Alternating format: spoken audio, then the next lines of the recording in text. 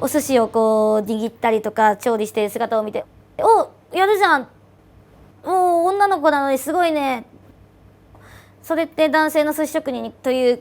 ベクトルにいかに近づけているか、その理想に対していかに近いかで評価をされるので、全くまたね別のジャンルとしては認めてくれないんじゃないかなと思うと、なんか違うなと思ってはいます。 Sushi chefs in Japan have always been men, and this trend continues to dominate. Many restaurants still don't allow women to stand behind the counter and make sushi in front of customers. 女性を握る寿司と男性の握る寿司の違いとかよく聞かれるんですけど、手の大きさはもちろん違います。固定概念でいう昔から言われる女性の手の温度とか、そういうものっていうのは個人差ですから、あくまでも。For aspiring female sushi chefs like Yuki, the struggle begins at an even more basic level of trying to buy fish. どうせふざけてやってチャラい寿司屋だろうとか、遊びでおままごとでやってるって思われるので、やっぱり売ってくれないんですよね、そうなると。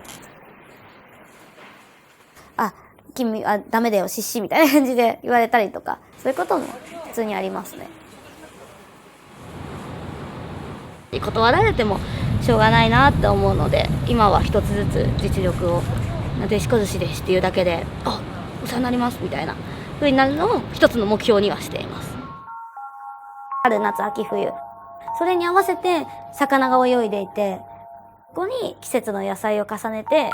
そして握るっていうシンプルな中にもたくさんの思いや仕込みや手数が含まれているけど、シンプルなあの形っていうのはもう最大に考え込まれたデザインだなって思います。バカにされて仕事をしていくうちに戦っている気持ちがある中でも引け目を感じてるんですよ。ここ数ヶ月ですね。自信を持って胸張らないとお客様にも美味しい寿司出せないし、そんな自分が店長で頭張ってやってるの失礼に当たるのでっていうふうに切り替えました。特に男性のお寿司屋さんとそんなに変わりないし、普通に美味しいですので、特に違和感はなかったですね。女性がこうカウンターの中にいてお話ししてるっていうと、その男性の寿司屋さんと違って雰囲気が柔らかくなって居心地がいいというのがあって。 Many female sushi chefs have tried their hand at breaking into the industry. Most eventually left. For Yuki, the battle continues. 出会いだったので、お寿司は衝撃的な、自分がお寿司をやることって一つの運命であり使命であると思っているので、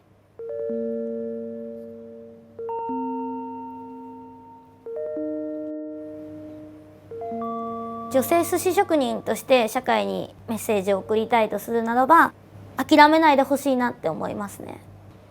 みんな男性の板前寿司として近づかなければいけないんだって思いがすごくみんな固定概念にあって、女の子たちに。そうじゃなくて、